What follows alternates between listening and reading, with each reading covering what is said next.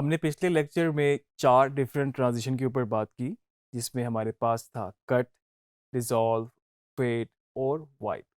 आज हम कुछ स्पेसिफिक कट्स के ऊपर बात करेंगे कि किस तरह के उसको इस्तेमाल करके, उनको यूज़ करके आप अपने एडिट को बेहतर कर सकते हैं और किस तरह से उन सब का कॉम्बिनेशन ही आपकी फ़िल्म को आगे बनाता है और आपके एडिटिंग स्टाइल को डिफ़ाइन करता है। आइए देखते हैं।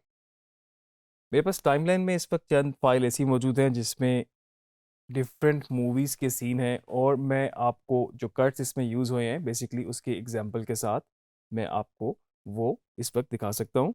सबसे पहले मैं आपको कट अवे की थोड़ा सा एक डेफिनेशन बता दूँ। कट अवे क्या होता है? बेसिकली आपका एक कंटिन्यूस सीन चल रहा हो, आप देख सकते हैं इस विंडो में, और उसके बाद उसको इंटरप्ट करने के लिए कट अवे यूज़ किया जाता है ताकि उसके बाद आप उस शॉट पे दोबारा आ सकें। इस शॉट को हम प्ले करके देखते हैं अपनी फुल स्क्रीन पे। ये दूसरी एग्जांपल कट अवे की, You want the same moon? Shot चल रहा है। Just say the word and I'll throw a cut lasso away around it and के तौर plug पे ये down. सेकंड शॉट आया आपके पास और आप दोबारा उसी शॉट पर आ गए। तो आपने इस तरह से इसको इंटरप्ट किया पहले इस शॉट को। कट अवे के तौर पे आपके पास ये वाला शॉट आया और उसके बाद दोबारा आप उसी शॉट पर आ गए। अक्सर लोग थोड़ा सा इसको ज़रा टर्मिनोलॉजी वाइज गलत यूज़ करते हैं, जो कि इस शॉट को बोलते हैं इंसर्ट। तो बेसिकली इंसर्ट शॉट नहीं होता, मैं आपको दोनों का डिफरेंस भी बता देता हूँ। अगर सेम फ्रेम के अंदर रहते हुए कोई चीज़ यहाँ पर इस वक्त शॉट अगर इंसर्ट किया जाएगा, मिसाल के तौर पे आपके पास इसका क्लोज़अप होता या इसी शॉट में रहते हुए कोई शॉट इस तरह का होता, मे बी इसका नाम यहाँ पे लिखा है, अक्सर हमने इंटरव्यूज़ वगैरह में देखा है। अगर पीछे कोई फ्रेम लगा होता, कोई सर्टिफिकेट लगा होता, अगर हम उसको क्लोज़अप में एक कट करके दिखाते तो वो बेसिकली इंसर्ट कहलाता। लेकिन आप टोटली इस फ्रेम से निकल गए और आप एक दूसरे शॉट में चले गए, कट अवे इसको हम कहते हैं। तो ये दोनों का बेसिकली एक डिफरेंस है। सेम शॉट में से कुछ लगाते आप तो वो इंसर्ट होता और आपने सेम शॉट में से नहीं लगाया तो वो कट अवे है। सेकंड मेरे पास एक एग्जांपल है क्रॉस कट की।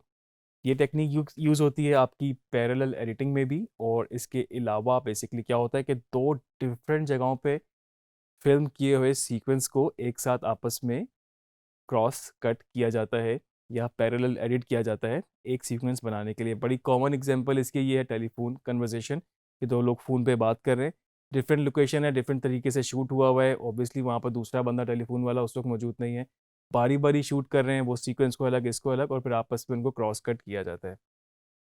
इसकी एग्जांपल देखते हैं।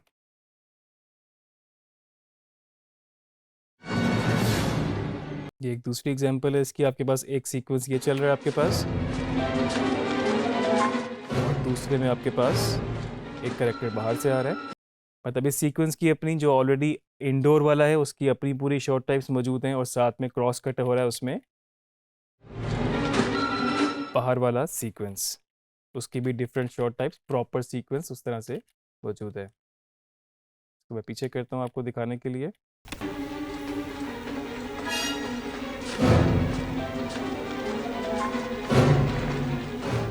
तीसरी चीज़ जो इस वक्त मेरे पास यहाँ पर है वो है jump cut. Initially jump cut को इस वक्त समझा जाता था कि एक ऑफेंस आप कर रहे हैं और जंप कट लगा लिए तो मतलब आप बिल्कुल इसको अपने शॉट को ख़राब कर लिए। लेकिन मतलब एक बड़ी मशहूर कहावत है कि आपको बड़ी एक स्ट्रॉन्ग जस्टिफिकेशन चाहिए होती है रूल को ब्रेक करने के लिए। ख़ासतौर पे फिल्म मेकिंग में बड़ा ये यूज़ किया जाता है। आपका एक रूल बना हुआ है, आप उसको बिल्कुल ब्रेक कर सकते हैं, लेकिन अगर तो आपके पास एक बहुत स्ट्रॉन्ग जस्टिफिकेशन हो। तो इसी तरह से जंप कट का था। जंप कट वैसे टेक्निकली गलत तस्वर किए जाते थे, लेकिन आगे जाके ट्रीटमेंट का एक प्रॉपर हिस्सा बनते गए, और अब वक्त के साथ साथ तो मतलब आपको पर्पसली लगाने भी पड़ते हैं अदर देन ट्रीटमेंट भी। तो इसकी मैं आपको एग्जांपल दिखाता हूँ कि आपके पास देखें सेम फ्रेम है और इसमें जो कट्स होंगे वो सेम फ्रेम के अंदर रहते हुए ही आपके पास बीच में से एक पोर्शन निकल जाएगा और आप उसको कट करेंगे। ये कट हुआ, ये कट हुआ, तो ये आपके बेसिकली जंप कट है कि आप किसी और फ्रेम शॉट टाइप में नहीं गए, आप सेम फ्रेम में रहते हुए आपने कट कर लिया। कई दफ़ा अर्जेंसी दिखाने के लिए भी यूज़ किया जाता है कि फ़ौरन फ़ौरन कोई चीज़ें हो रही हैं। इस तरह से ये एक एग्जांपल है इसकी। ये सारे जंप कट्स इस वक्त हैं अर्जेंसी दिखाने के लिए इस वक्त। और इसके अलावा कई दफ़ा इसका यूजेज इस तरह से भी होता है कि आप जस्ट एक ट्रीटमेंट वाइज इसको ऐसे यूज़ कर सकते हैं, मोन्टाज में यूज़ कर सकते हैं। और ख़ास करके आपका जो एक्शन एडिट होता है उसमें बहुत ज़्यादा ये यूज़ किया जाता है। एक देखें एग्जांपल इसकी, ये इस वक्त जंप कट है ये, इस शॉट को अगर आप देखें तो ये बड़ा क्विकली जंप कट हुआ। इसको अगर हम रिवाइंड करके देखें तो एक ये शॉट ये था सामने, फिर हमने कट अवे के तौर पे एक सेकंड शॉट डाला कि वो किसका पर्सपेक्टिव क्या था, दोबारा इस शॉट पर आए और ये जंप कट हुआ बीच में, सिर्फ उस चीज़ को दिखाने के लिए। सिर्फ एक्शन एडिट में जिस तरह मैंने बताया बहुत ज़्यादा जंप कट्स यूज़ होते हैं, वो हम एक्शन एडिट का जब प्रॉपर एक सीक्वेंस हम देखेंगे किस तरह एडिट होता है, उस पर हम मज़ीद स्टडी करेंगे इस पर। तो अभी वाला जो जंप कट था अगर आपने नोट किया हो कि ये इस वक्त यहाँ पर जंप कट ये आया और बड़ा स्मूथली ये इस वक्त निकल गया। नेक्स्ट है हमारे पास स्मैश कट।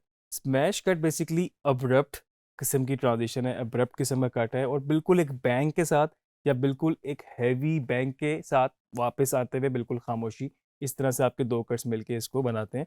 मिसाल के तौर पे ये एक शॉट है मेरे पास और इसको हम मैच करेंगे, ये स्मैश कट के तौर पे आपके पास नेक्स्ट कट आया Shot my way out. और इस तरह I से started shooting, so I blasted my way out of there. Silent से बिल्कुल लाउड से एकदम साइलेंट Oh, करके goodness, स्मैश that's करके fun. बेसिकली आप लोग वापस आ जाते हैं। मैच कट मेरे पास यहाँ पर बड़ा कॉमनली यूज़ किया जाता है और बड़ी इंटरेस्टिंग ये होती है कि बेसिकली आप क्या करते हैं कि आपका जो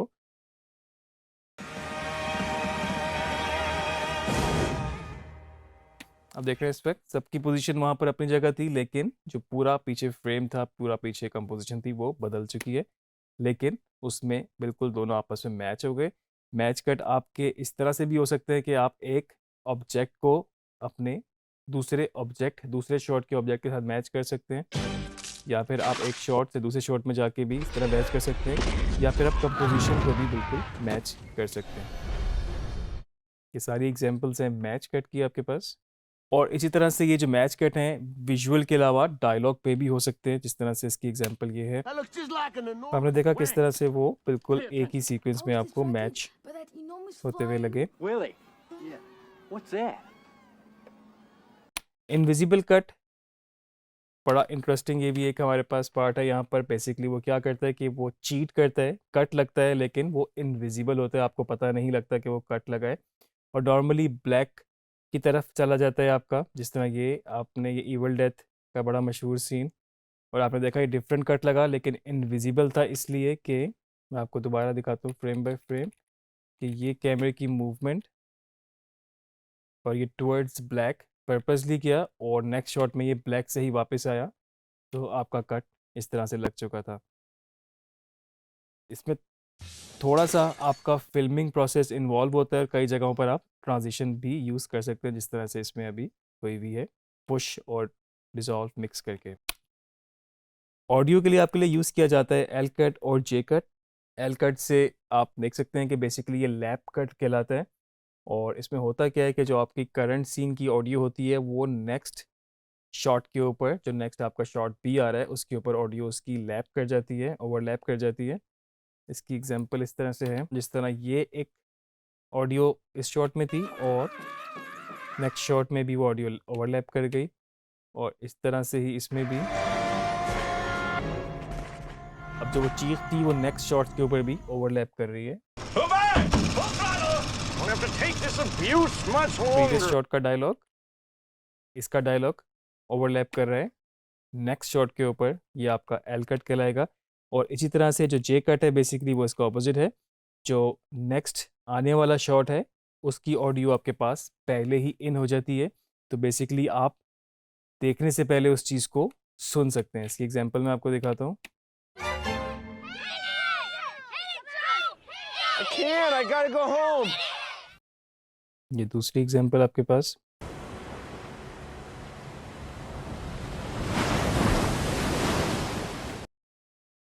तो ये जो इसमें पानी की आवाज़ थी बेसिकली वो पहले से ही आपके पास यहाँ इन होनी शुरू हो गई, तो ये आपका जे कट कहलाएगा। बड़ी वैसे इंटरेस्टिंग बात एक ये भी है इसमें कि जिस तरह आपका ये शॉट था और इस पे नेक्स्ट ऑडियो आपके पास ओवरलैप हो रही थी, तो आप देख सकते हैं कि यहाँ से आपके पास बच्चों की ऑडियो इन होनी शुरू हो रही है। ये इसको मैं एक दफ़ा आपको कट करके I can't. I gotta go home. और यहाँ तक ही आपके पास ऑडियो है। और विजुअली आपके पास जो सीन है वो आपके पास आ रहा है यहाँ से। तो आपके पास ये शॉट चल रहा है एक, और इसकी आपके पास विजुअल कंटिन्यू हो रहा है, और इस शॉट की ऑडियो आपके पास यहाँ पर ओवरलैप हो रही है। इस तरह से ही इसको किया जाता है। और अगर आप देखें तो आपके पास ये एक जे की फॉर्म में ऑडियो और वीडियो की लेयर मौजूद है, इसलिए इसको शायद जे कट इसलिए भी कहा जाता है। और इसी तरह से ही अगर आप एल कट पे जाएं तो इसको भी एक दफ़ा हम करके देखते हैं किस तरीके से किया जाता है। ये आपके पास विजुअल एंड हुआ।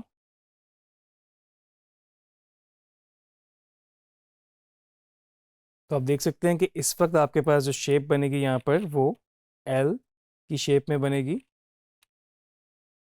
वैसे तो इसको लैप कट भी कहते हैं, और इसलिए यहाँ पर आपके पास ये ऑडियो जो है ओवरलैप हो रही है। तो एल कट और जे कट इनको इसलिए भी कहा जाता है। ये जे कट की शेप में, ये जे की शेप है, और इससे पहले आपके पास ये एल की शेप है।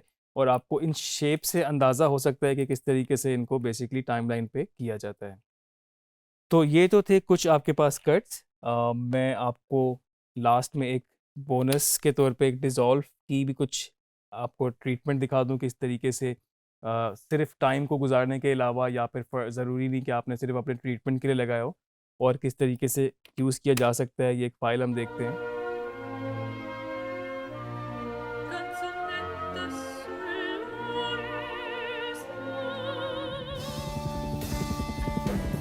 आप देख सकते हैं कि सिर्फ 2 शॉट नहीं, आपस में तीसरा शॉट भी आ जाता है। और किस तरीके से इस वक्त आप देखें कि ये सेम फ्रेम में रहते हुए सिर्फ डिज़ोल्व की टेक्निक से आप एक समझ लें कि अपने उनको गायब कर दिया। आप एक VFX के लेवल को अचीव कर लिया आपने, और जस्ट आपने उनको सेम फ्रेम में रिकॉर्ड किया, सेम फ्रेम पीछे एम्प्टी रिकॉर्ड किया, और इसको आपने डिज़ोल्व कर दिया।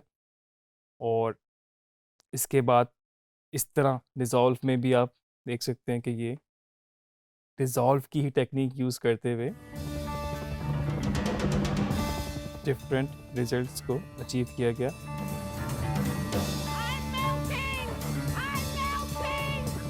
तो ये तो थी आपके पास कुछ कट्स और कुछ टेक्निक्स इस तरह की। आपको कट लगाना आता है, आपको ट्रीटमेंट करनी आती है, आपको वीडियो ऑडियो लेयर्स को अलग अलग करना आता है, दोनों को अलग अलग तरीके से डील करना आता है।